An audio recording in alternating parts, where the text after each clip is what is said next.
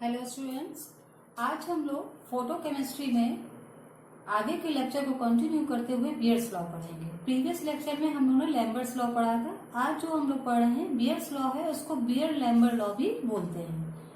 तो डेरिवेशन देखना है हम लोगों को। लॉ हम लोग पढ़ चुके हैं, तो डेरिवेशन को स्टार्ट करते हैं। हेडिंग लगा लीजिए बियर्स लॉ।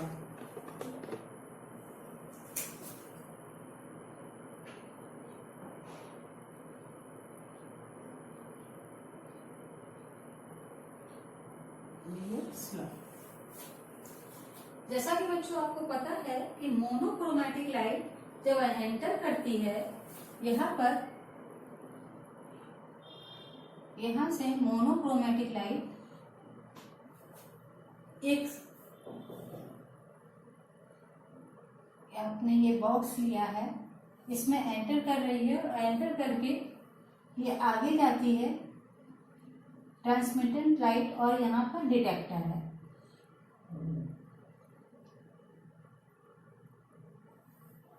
राइट, ये मोनोक्रोमैटिक लाइट यहाँ पर गई, एक निश्चित वेवलेंथ की है, I0 है, इंसिडेंट लाइट है, यहाँ से ट्रांसफर होकर गई तो ये IT हो जाएगी, ट्रांसमिटेंट लाइट है।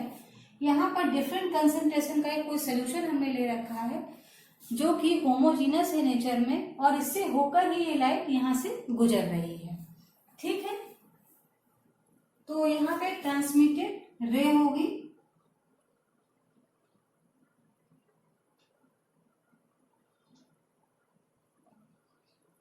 यहां से होके लाइट गुजर रही होगी। ये आपकी यहाँ की जो कंसंट्रेशन जिसमें सोल्यूशन भरा हुआ है, इसकी चौड़ाई x है और यहाँ पर इंसिडेंट लाइट गिर रही है। ठीक, मोनोक्रोमैटिक लाइट होगी और एक ही वेवलेंथ की होगी, सिंगल वेवलेंथ की होगी। ये बियर्स लॉ का एक नेसेसरी आवश्यक शर्त है कि मोनोक्रोमैटिक लाइट ही यूज करनी चाहिए और सोल्यूशन जो है कलर्ड होना चाहिए, कलरलेस नहीं होना चाहिए। कलर्ड होगा तभी उसमें डिफरेंट वेवलेंथ की लाइट्स आएंगी। चलिए तो स्टार्ट करते हैं हम लोग इसको।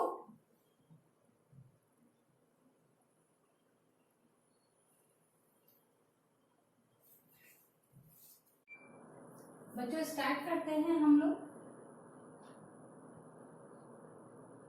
di/dx, ये इंसिडेंट लाइट है जो इसमें पड़ रही है, x उसकी चौड़ाई है, इज प्रोपोर्शनल टू Ci।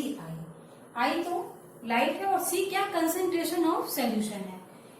इसको हटाने के लिए, प्रोपोर्शनलिटी के साइन को हटाने के लिए हम लोग क्या करेंगे, एक कांस्टेंट लगा देंगे जिसको हम लोग बोलेंगे एप्सिलॉन बोलते हैं, और माइनस का साइन इधर साइड ले आएंगे। ठीक है, अब हम क्या करें, इंटीग्रेट करें इसको with in the proper limit, जैसे कि हमने लैम्बर्ट्स लॉ में अभी प्रीवियस लेक्चर में किया है। इंटीग्रेट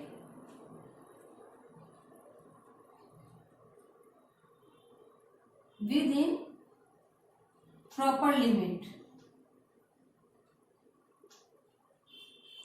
प्रॉपर लिमिट में हमको इसको इंटीग्रेट करना है बच्चों, और प्रॉपर लिमिट में जब हम लोग इंटीग्रेट करते हैं तो मान लेंगे यहाँ पे C बराबर 0, ठीक है, I बराबर I0, ये आप देख चुके हैं, एंड C बराबर इज इक्वल टू C और I बराबर इज इक्वल टू IT। ये इंटीग्रेशन के आपके वो है कि जब I0 से स्टार्ट करेंगे और IT तक जाएंगे, C0 से C बराबर C तक जाएंगे, तब इंटीग्रेट करेंगे। इसी को बोलते हैं प्रॉपर लिमिट। तो प्रॉपर लिमिट में जब बच्चों हम लोग लगाएंगे तो आएगा IT, इंटीग्रेशन सभी को आता होगा, बहुत सिंपल है, di/di0। यहाँ I को हम इधर ले आए थे, di/i is equal to, limit लगाएंगे 0 to x, कहाँ ले गए, 0 to x, ठीक है, एप्सिलॉन C x,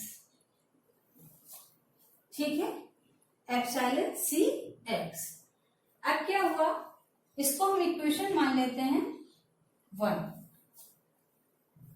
अब यहाँ पर हम इसको अगर लॉग में ले आए बच्चों, तो log base E I T upon I zero, आपको पता है, इसको खोल रहे हैं हम लोग, माइनस एप्सिलॉन सी एक्स। ठीक, इसको लेंगे इक्वेशन में, वो तो भी हम लोगों ने खोला ही है। अब इसको लिख देते हैं हम लोग, I T upon I zero is equal to e base की पावर एप्सिलॉन सी एक्स। ठीक है, तो ये इक्वेशन क्या शो कर रही है बच्चों, जो ये इक्वेशन है ये हमको शो कर रही है कि मोनोक्रोमेटिक लाइट जो है जब उसमें गिरती है तब इंटेंसिटी हमारी आई जीरो से आई टी तक हो जाती है, आई जीरो से आई टी तक हो जाती है। किसमें, इसमें पास करने पर आई जीरो से आई टी तक हो जाती है। और कंसंट्रेशन ऑफ सोल्यूशन हमारा, थिकनेस जो है वहां पे इसकी एक्स है, कंसंट्रेशन ऑफ सोल्यूशन हमारी सी है। लेकिन अगर हम क्या करें कि अगर हम कंसंट्रेशन को डबल कर दें और थिकनेस को हाफ कर दें, तो हम देखते हैं एब्जॉर्प्शन जो है सेम ही रहता है। अगर हम कंसंट्रेशन को डबल कर दें और थिकनेस को हाफ कर दें, तो एब्जॉर्प्शन जो है हमारा सेम ही रहता है, उसमें कोई भी चेंज नहीं आता है। आई टी हमारी ट्रांसमिटेड रे है और आई जीरो हमारी इंसिडेंट रे है। तो बच्चों अब हम क्या करें, अब हम इसको कॉमन उसमें ले आए, मतलब ये जो हमने लिखा हुआ है ये हमारा नेचुरल लॉगरिथम है, अगर इसको हम कॉमन लॉगरिथम में ले आए तो क्या होगा बच्चों, 2.303 log base 10 I T upon I zero is equal to, वहां पे आपने क्या लिखा था, ई की पावर एप्सिलॉन सी एक्स। ठीक, और क्योंकि लॉग बेस 10 को हम यहां ले आए हैं तो यहां क्या आ जाएगा, माइनस एप्सिलॉन सी एक्स। ठीक, लॉग को क्योंकि इधर ले आए हैं तो ई की पावर हट जाएगी। ठीक, अब हम लिखें log base 10 I T upon I zero is equal to 2.30 को हम इधर ले आते हैं, माइनस एप्सिलॉन 2.30, इस 2.303 को हम यहां पर ले आए हैं इंटू सी एक्स। सेम बात ही लिख रहे हैं ना, इसमें कोई अलग तो हमने कुछ लिखा नहीं है। अब इस पूरी वैल्यू को हम एप्सिलॉन डैश नाम दे देते हैं। तो log base 10 I T upon I zero is equal to E dash, ये जो पूरी है ना ई अपॉन 2.303, इसको हमने ई डैश नाम दे दिया और इसको लिख दिया सी एक्स। क्लियर है, और यहाँ पे भी माइनस साइन आ जाएगा क्योंकि उधर भी माइनस साइन था। यहां तक क्लियर है, आगे बढ़े, इसको 10 बेस पे लिख दें हम। अगर हम इसको 10 की बेस पे लिख दें तो यहाँ log 10 इधर हट जाएगा, इधर क्या लिख देंगे, I T upon I zero, उधर लिखेंगे 10 to power E dash C x. ठीक है, ठीक है, तो आई टी बराबर क्या हो जाएगा, आई जीरो को उधर ले जाइए, आई टी बराबर क्या हो जाएगा, आई zero dot 10 power epsilon c x. ठीक, अब ये जो एप्सिलॉन सी एक्स आपका आया है बच्चों, यही आपकी जो इक्वेशन है, यही आपका बियर लॉ है। ये क्या है आपका बियर्स इक्वेशन।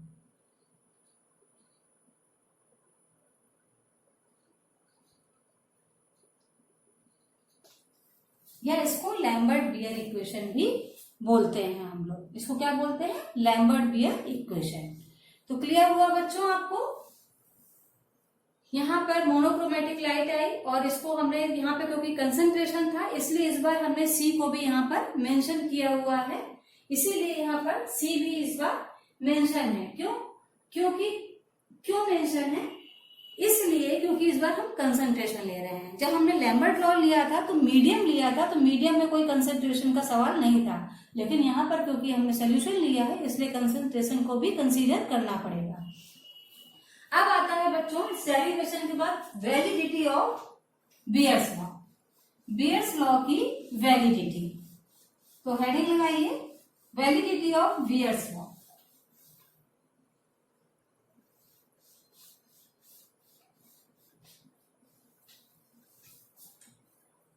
इसकी validity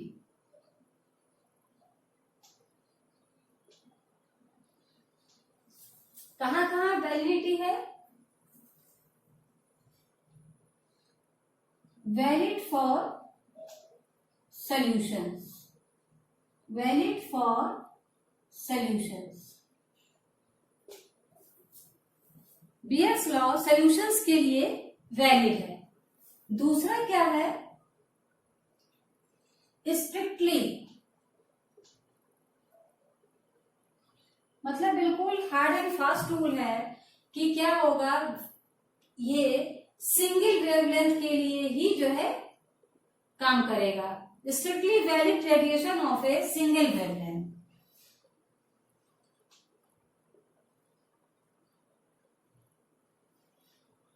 for a radiation of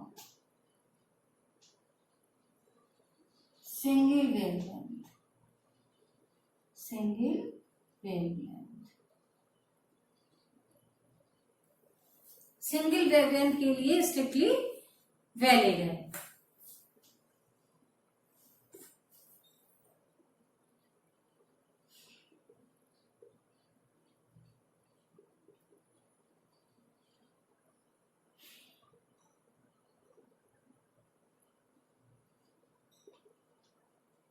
radiation of single wavelength, ये दो तो कंडीशन हो गई वैलिडिटी की किस लिए वैलिड है।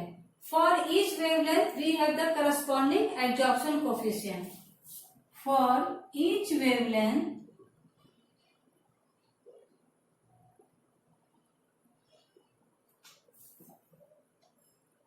We have absorption coefficient.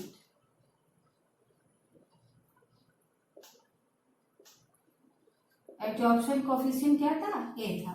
तो हर एक वेवलेंथ के लिए एब्जॉर्प्शन कोफिशिएंट भी होता है इसमें, इसीलिए सिंगल वेवलेंथ का ही इसमें जिक्र करते हैं। दूसरा इनकी एप्लीकेशंस, हालांकि ये इतना पूछे नहीं जाते हैं, ना वैलिडिटी पूछी जाती है ना ही एप्लीकेशन, लेकिन फिर भी हमको पता होना चाहिए कहाँ कहाँ अप्लाइड होते हैं। पहली एप्लीकेशन क्या है? The absorbance of compound can be determined. Of compound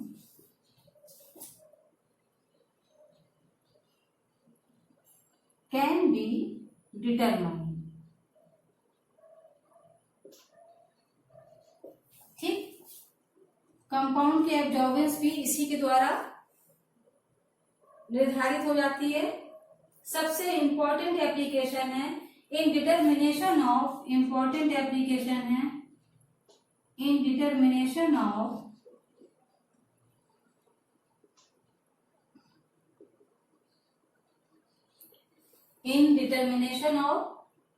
the unknown concentration, the unknown concentration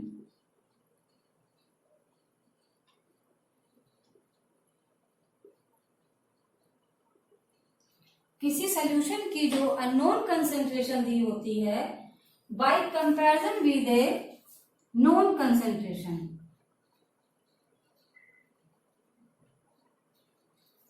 जो अननोन कंसंट्रेशन दी रहती है उसका कंपैरिजन नोन कंसंट्रेशन से कर लेते हैं। Comparison with A solution of known concentration.